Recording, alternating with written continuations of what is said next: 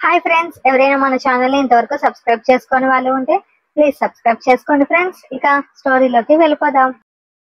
ఏం గుర్తొచ్చిందే అంతలా నవ్వుతున్నావు అన్నాడు రామ్.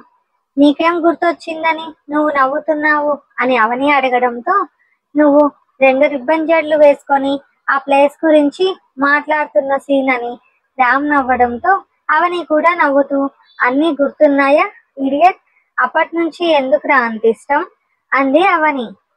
సేమ్ క్వశ్చన్ నీకు కూడా అని రామ్ అనడంతో అవని తన తలనెత్తి రామ్ కళ్ళలోకి చూస్తూ, నీకు తెలుసు కదా అని అనింది. నువ్వు చెప్పే అని రామ్ అనడంతో, ఫ్రెష్ అవ్వాలన్నావు అంది అవని. ఇప్పుడు నా మూడ్ మారిపోయిందిలే అన్నాడు రామ్ అవనిని సూటిగా చూస్తూ. ఎందుకంటే ఏమని చెప్పండ్రా, చిన్నప్పటి నుంచి ఇంట్లో వాళ్ళతో పాటు నిన్ను కూడా చూస్తూనే పెరిగాను.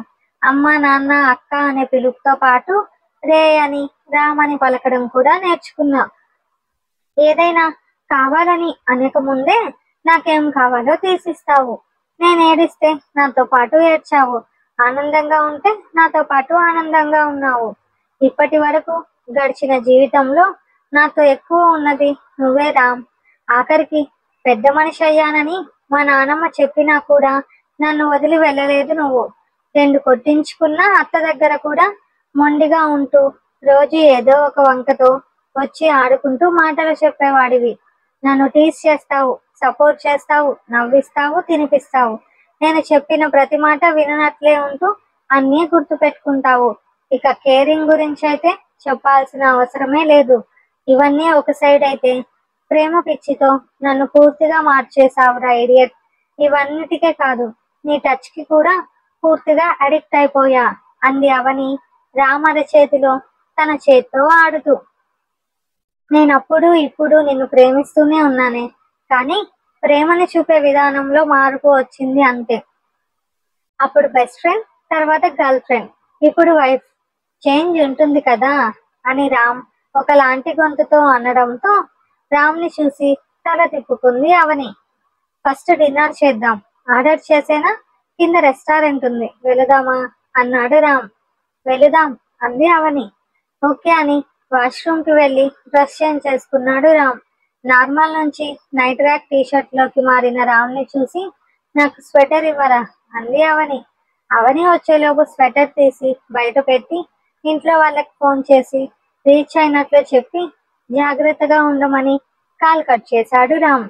డ్రెస్ పై చున్నీ తీసేసి స్వెటర్ మాత్రమే వేసుకొని రామ్ తో వెళ్ళింది అవని.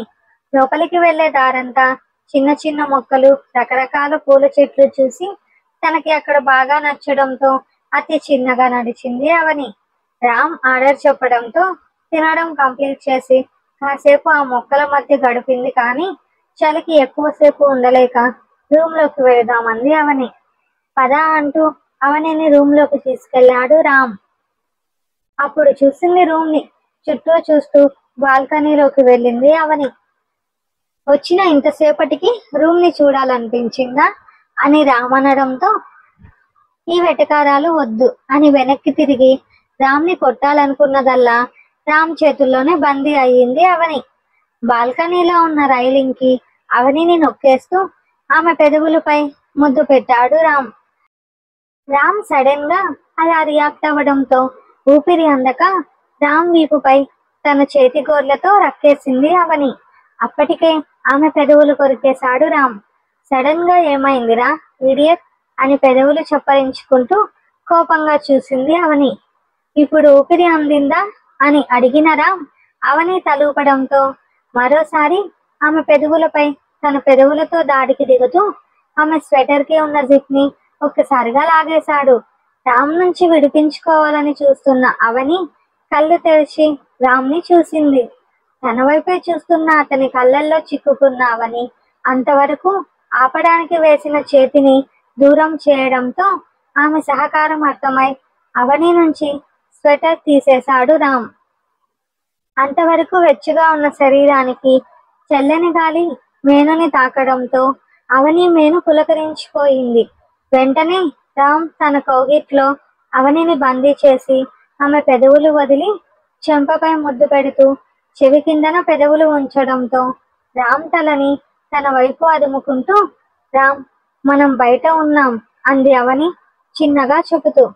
నాకు తెలుసులేవే అంటూ పెదవులని మెడపై నుంచి రాస్తూ భుజంపై ముద్దు పెట్టి, సడన్ బ్రేక్స్ బాగా వేస్తావని కింద పడిన స్వెటర్ తీసుకొని రూమ్ లోకి వెళ్ళాడు రామ్.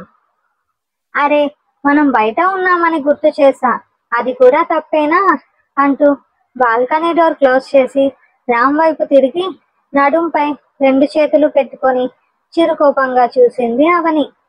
అవనిని ఆ పోజులో చూసి కింద పెదవిని పంటి కింద కొరుక్కుంటూ, నీకు తెలిసి చేస్తావా తెలియక చేస్తావే అని అవని చేతిని పట్టుకొని తన పైకి లాక్కున్నాడు రామ్. నేనేం చేశానిప్పుడు అని అర్థం కాకుండా అడిగింది అవని. ఏదో ఒకటి చేశావులే అని అవనిని వదిలి డోర్ లాక్ చెక్ చేశాడు రామ్. కరెక్ట్ గానే వేశావులే అని అవని అనడంతో, చెక్ చేయడంలో తప్పు లేదు కదా అని ముందుకు వస్తూ తన టీషర్ట్ తీసేశాడు రామ్. రామ్ నెక్స్ట్ స్టెప్ అవనికి అర్థమయ్యేలోపు బెడ్ పై కూర్చున్న తను వెనక్కి పడడం, తనపై రామ్ పడడం వెంటనే జరిగిపోయాయి. అంది, మెల్లగారా, నా నడుము విరిగితే నీకే కష్టం అంది అవని. ఇదేమన్నా ఫ్లోర్ అనుకున్నావా? ఇంత మెత్తని బెడ్ పై నీ నడుము విరుగుతుందా? ఎవరికి చెబుతున్నావే నీ కథలు అని రామ్ గిచ్చడంతో, నీకు ఈ మధ్య నన్ను గిల్లడమే పని అయిపోయిందిరా అంది అవని భుజంపై రుద్దుకుంటూ మూతి ముడిచిన ఆమె పెదవులు పట్టి బయటకి లాగుతూ, అలా ముడవకే అని బొటన వేలితో ఆమె పెదవిపై నిమురుతూ, సో సాఫ్ట్ గా ఉన్నాయే అన్నాడు రామ్. అందుకే కదా అలా కొరికేస్తున్నావు అంది అవని. నేనేం చేయలేనే, కొన్నిసార్లు నన్ను నేను కంట్రోల్ చేసుకోలేను అంటూ ఆమె పెదవిపై ముద్దు పెడుతూ, సారీ ఎక్స్పెక్ట్ చేస్తున్నావా అన్నాడు రామ్. ఊహు అని అవని అనడంతో నవ్వుతూ ఆమె మెడపై ముద్దు పెట్టాడు. ఇడియట్, నా వీక్నెస్ నీకు బాగా ఉపయోగపడుతుంది అని అవని అనడంతో, ఉపయోగపడడం ఏంటే చెత్తగా అని ఆమె భుజంపై కొరికేసి టాప్ కి ఉన్న పై బటన్ పీకేశాడు రామ్. రే, అలా లాగేశావేంటి అని అవని మాటలు పూర్తి కాకుండానే ఆమె పెదవులను ముద్దాడి, నువ్వు నోర్మి, ఏదో ఒకటని నా మూడ్ దెబ్బకు అని రామరవడంతో గుర్రుగా చూసింది అవని. అవని చూపులు తనలో రగులుతున్న నిప్పుకి తోడవడంతో ఆమె నడుముపై ఉన్న చేతులతో ఆమె టాప్ ని దూరం చేశాడు రామ్. అతని చేతులు నడుము నుంచి ఎదపైకి చేరితే అతని పెదవులు మెడపై ముద్దులతో ముంచెత్తి కంఠం రంగుని మార్చేశాయి. అతని చేతులు ఆమె పై భాగాన్ని నగ్నంగా మార్చడంతో ఇద్దరి శరీరాలలో మరింత వేడి పుట్టగా అతని చేతుల్లో నలిగిపోయిన ఆమె శిఖరాలని పెదవులతో తడి చేస్తూ లాలించాడు. అతని చేతులకు ఉక్కిరి బిక్కిరి అవుతూ తాపంతో అతని తలని మరింతగా తన వైపుకి అదుముకుంది అవని. శిఖరాల మధ్యన ఉన్న లోయలోకి జారుతూ నాభిపై నిలిచాయి అతని పెదవులు. పెదవులను దాటిన నాలుక నాభిలోతుని కొలవడం మొదలు పెట్టడంతో, రామ్ అంది అవని అరుస్తూ. ఇన్ని రోజులు ఆమె పిలుపులు మూలుగులే అతనికి పరిచయం అయితే ఇప్పుడు మాత్రం కొత్తగా వినిపిస్తున్న ఆమె అరుపులకి ఉద్రేకం మరింత పెరగడంతో అవనిని డీప్ గా చూస్తూ ఆమెలోని ప్రతి అణువణువుని ముద్దాడుతూ అవనిని తాపం చివరి మెట్టు వరకు తీసుకెళ్లాడు రామ్. తన కాలి బొటన వేడిని తాకక పెదవులతో రాస్తున్న రామ్ స్పర్శకి తట్టుకోవడం అవని వలన కాలేదు. కాలి వేళ్ళని ఒకదాని తరువాత ఒకటిగా ముద్దాడుతున్న అతనిని చూసి, రామ్ ప్లీజ్ అంది అవని. ప్లీజ్ ఎందుకే అన్నాడు రామ్ ఆమె పాదాలు వీడి ఆమె పై చేరుతూ. టేక్ మీరా అంటున్న అవని చెంపపై చిన్నగా ఒకటేసి కొట్టిన దగ్గర ముద్దు పెడుతూ, తెలుగు రాదా అని రామ్ అడగడంతో కళ్ళు తెరిచిన అవని రామ్ కళ్ళల్లోకి చూస్తూ అతని చెంపలపై తన 2 చేతులు వేసి, నన్ను నీలో కలిపేసుకోరా అంటున్న ఆమె మాటలు పూర్తి కాకుండానే ఆమెలోనే అతను కలిసిపోయాడు. రామ్ చెంపపై ఉన్న అవని చేతులు అతని వీపును చుట్టుకుంటే రామ్ చేతులు అవని నడుముని బంధించాయి. తన పిడికిలిలో సరిగ్గా నిలిచిన ఆమె నడుము మడతలని నలిపేస్తూ అతని కదలికల్లో వేగం పెంచాడు రామ్. అతనికి అనుకూలంగా మారుతూనే అతని భుజంపై తన చేతులను బిగించింది అవని.